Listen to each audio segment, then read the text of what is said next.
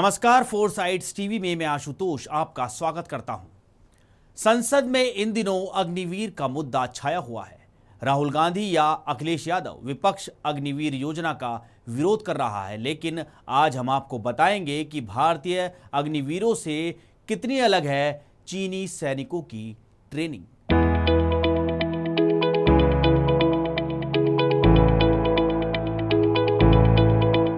लोकसभा में विपक्ष के नेता राहुल गांधी ने कहा है कि चीनी सैनिकों को 5 साल की ट्रेनिंग मिलती है, वहीं भारतीय अग्निवीरों को 6 माह का ही प्रशिक्षण मिलता है। दरअसल पड़ोसी देश में सभी युवाओं के लिए मिलिट्री सर्विस अनिवार्य होती है। हर साल लगभग 8 लाख युवा इस अनिवार्य मिलिट्री सर्विस के तहत 2 साल के लिए सेना में भर्ती होते हैं। इन्हें पहले 3 महीने की ट्रेनिंग दी जाती थी, पर अब इसका दायरा बढ़ाकर 6 महीने कर दिया गया है।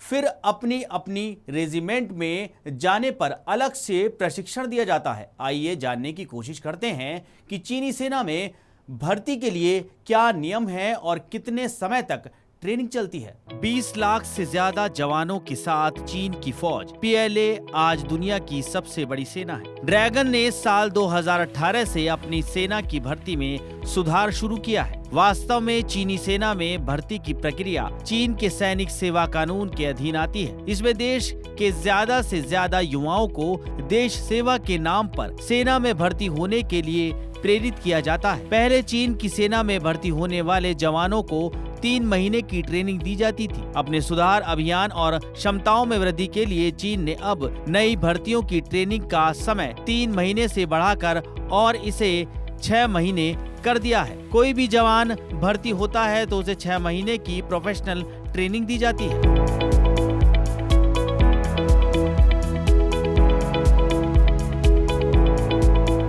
चीन के अधिकारियों के हवाले से कही गई बातों की माने तो नई भर्तियों के लिए ट्रेनिंग काफी सख्त होती है।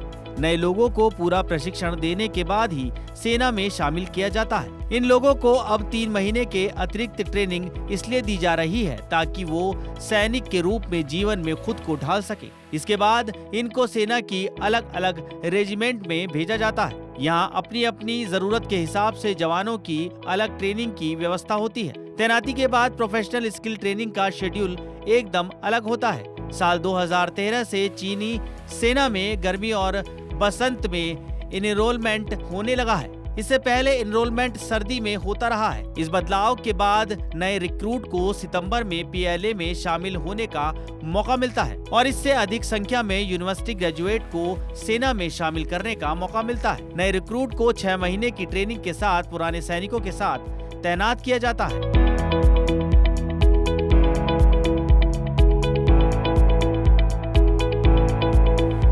यही नहीं, चीन में मिलिट्री सर्विस कानून के अनुसार प्राइमरी और मिडिल स्कूल से ही छात्रों को मिलिट्री प्रशिक्षकों द्वारा प्रशिक्षण देने की शुरुआत हो जाती है। शिक्षा विभाग के अफसरों और अन्य कर्मचारियों के लिए ये जरूरी होता है कि वे मिलिट्री ट्रेनिंग प्रदान करें। सशस्त्र बलों को भी सांस्कृतिक कार्यक्रमों और संस्थानों के जरिए ट्रेनिंग देनी होती है। इसके अलावा पीएलए की ओर से मिलिट्री शिक्षा के लिए कई संस्थान चलाए जाते हैं। इनमें academy of military sciences, national defence university और national university of defence technology शामिल है।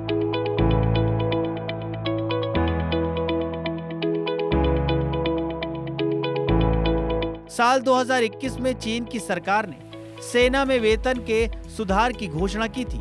इसके हिसाब से पीएलए के सदस्यों को वेतन में 40% की वृद्धि दी गई थी। इस पर एक कर्नल ने खुशी जताते हुए कहा था कि बहुत खुश हूं क्योंकि अब मुझे 7,000 युआन यानी 1,000 अमेरिकी डॉलर तक अतिरिक्त वेतन मिलेगा। अब मेरी महीने की आय 20,000 युआन से ज्यादा हो गई है। साल 2018 में आई एक रिपोर्ट में कहा गया था कि एक डिवीजन स्तर के पीएलए ऑफिसर को करीब 42,000 अमेरिकी डॉलर साल भर में वेतन के रूप में मिलते हैं। खबरों में रहना है अपडेट तो देखते रहिए फोर साइड्स टीवी।